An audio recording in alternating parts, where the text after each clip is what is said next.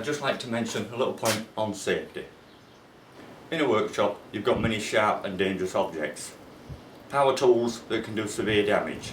So learn how to use them correctly and always follow the safety precautions with them. Never remove safety guards unless you really feel confident with the tool. Protective gear.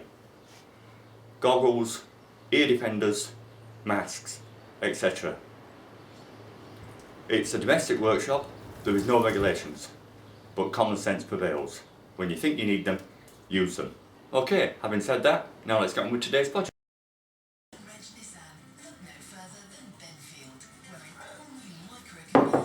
Right, okay, last time we did the cube within a cube. I don't know if any of you have tried it at home, but if you have, I think you'll have found it was pretty straightforward. As long as you followed the simple procedures of marking out your centres, nothing else really tricky about it. But if you didn't have a go, as long as you watched the last video, then we're going to move on to the next one. The last one I went into a lot of detail about marking out, cutting the piece of wood and such. I don't need to cover that this time. This time we're going to go on to cube within a cube.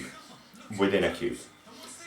So we're doing the same as that, but taking it another stage further and putting another cube within the centre of the inner cube. As before, we cut a block of wood so it is equal in all dimensions.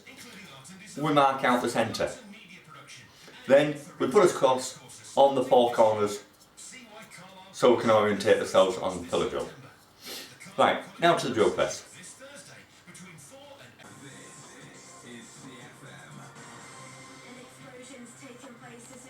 Right, with the last one, you remember I used a 45mm Forstner bit to make the main hole. This time we're going to start with an 18mm Forstner bit, much smaller, and it will give us the centre cube. Same as before, have the jig set up so that you're set to centre in all directions and your pillar drill is set to its slowest speed. Forstner bits will burn easily if they run too fast, and they're quite expensive, you don't want to be burning them out. As with the last one, we're going to start off by just making a mark with the Forstner bit so we can get as depth calculation. So just down a couple of mil.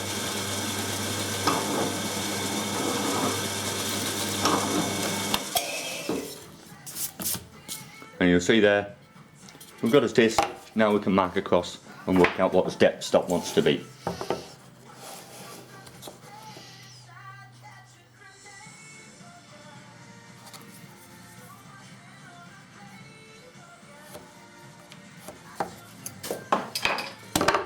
And then set the depth stop. Again, just a couple of mil up from it.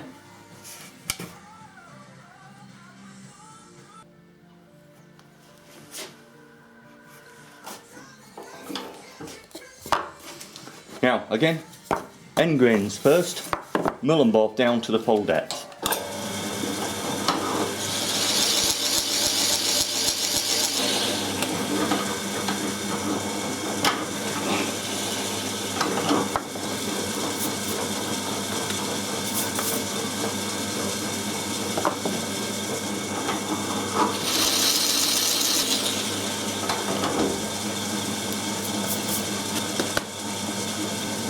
Okay, and then with all the sides, making sure your cross is at the left and at the back.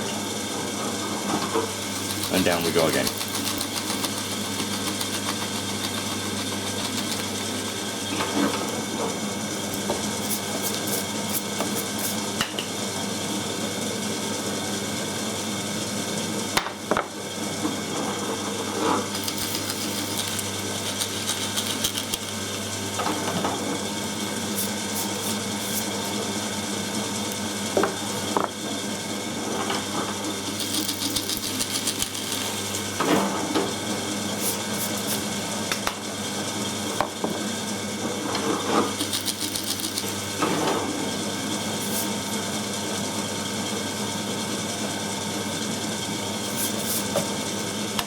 Right, reset it. We're going to now just a couple of mil, not just a mil rather.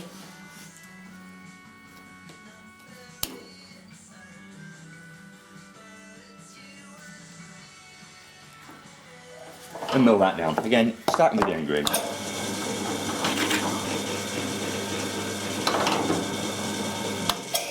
And that should do it.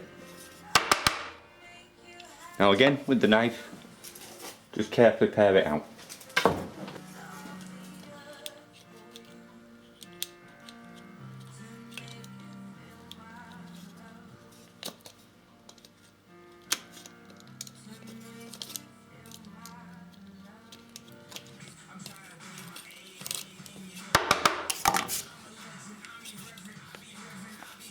And then you can see inside there, the cube.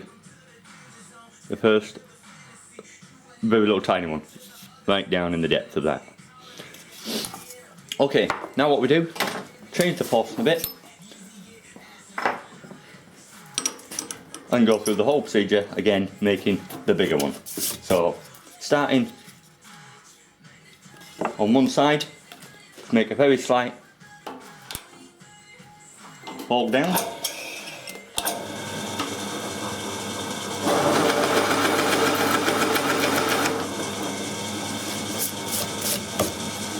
And mark across to get us depth.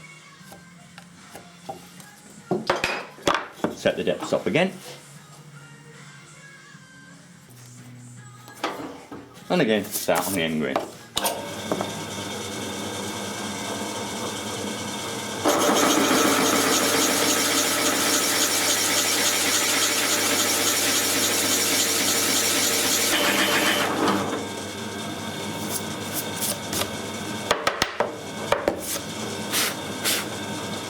End grain's done, and around the other four sides.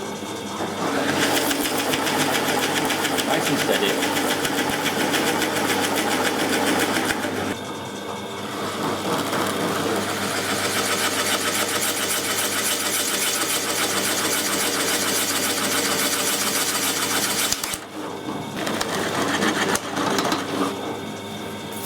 Okay. Now again, very carefully, pare it out.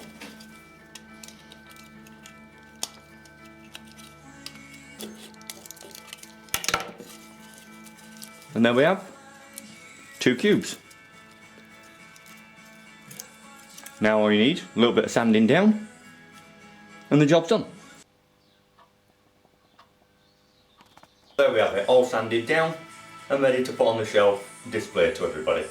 Wasn't as tricky as it looks, was it? I mean, it's just a case of knowing what size bits, practicing a little bit, see if you're getting them right, and mill it out. As you did with that one. Right, have a go at that at home, and then come back next time where we're going to have a look at doing this. A nail hidden in a piece of wood. As you can see, it's passing through the 2cent teeth, but there's no way to get it in. Or even get it back out again. So if you come next time, I'll show you how that's done.